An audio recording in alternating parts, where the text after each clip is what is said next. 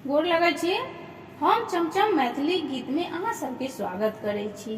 आई एगो हम गौरी सम्मर कहै छी, सब गोटा मिल के देखब सुनब। हमर चैनल के सब्सक्राइब, वीडियो के लाइक जरूर कर देबै।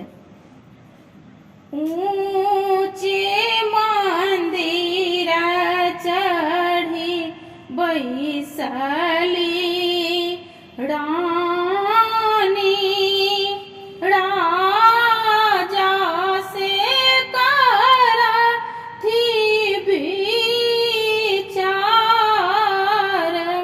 यौ बड़ रे जतन साँव गौरी के पोसल,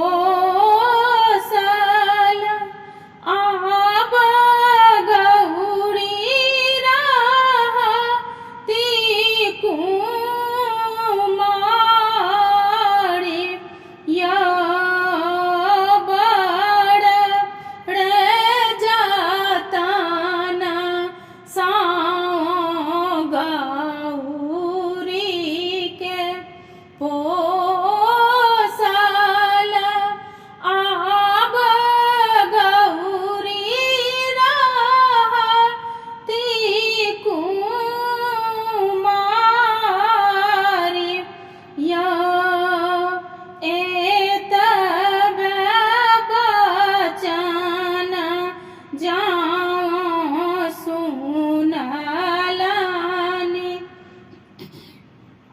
राजा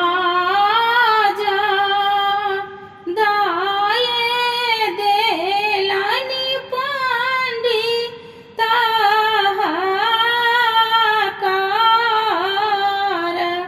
यौ आबथु पंडित बैसथु पलंग